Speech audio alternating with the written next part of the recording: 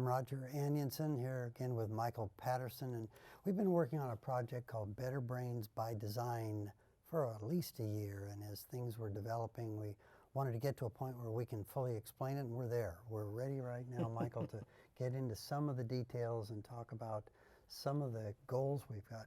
Often I'll say that we really don't think in our lifetime anyway there'll be a cure for Alzheimer's and dementia. And if there is, we always like to say, if there's, we'll take the pill. We'll take it. But the prevention is where we want to go with the Better Brains by Design. And how do you see the prevention as one of the goals that we've got? Prevention of cognitive decline, not necessarily the disease. Well, I mean, you've alluded to it already. It's much easier to prevent some of this stuff from happening than it is to go and try to reverse damage that has already occurred.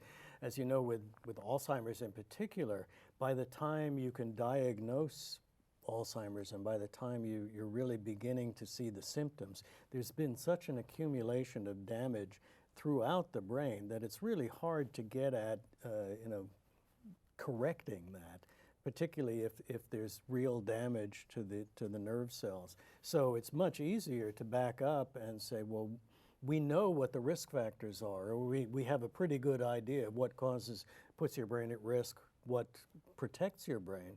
So it's much easier to take a step back and before you get into that, before you've experienced the damage, do what you can to prevent it. And when we first started, there were statements like, it's inevitable.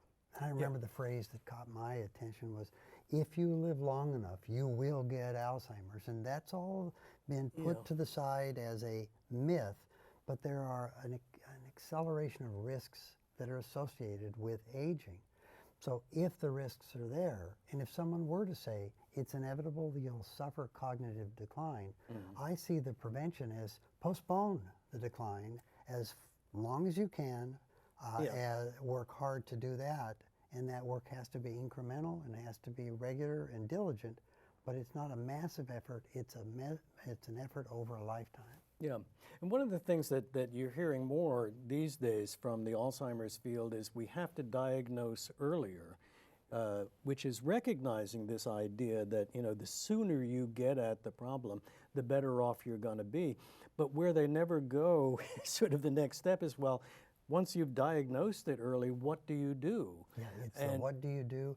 And if there is a diagnosis that's 100%, I'll be surprised. It'll always be, we think that it might lead to a higher risk. Yep. And what we've seen in the last 24 months are study after study showing that lifestyle behavior changes that are incremental and small, but targeted, strategic, laser focused, a little of this, a little of that, making the difference. Even if you don't have the high risk, it's a benefit to your health. Yeah. The answer to what you do is what we're telling people to do in any case. Everybody should be exercising, doing mental stimulation, socialization. It's not we ought to diagnose earlier so we can have a magic pill at an earlier point. We already sort of know what the magic pill is. It's this whole program of doing prevention to minimize the risk factors, maximize the protective factors.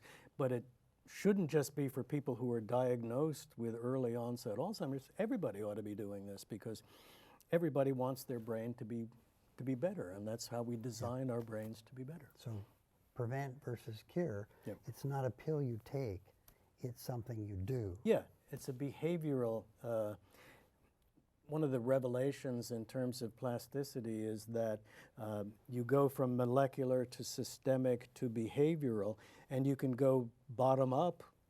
What happens on the molecular level and the cellular level eventually percolates up and changes your behavior, but it works the other way down too, from top down.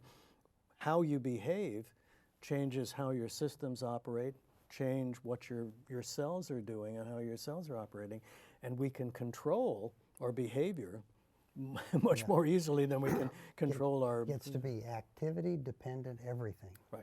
All right. Thank you.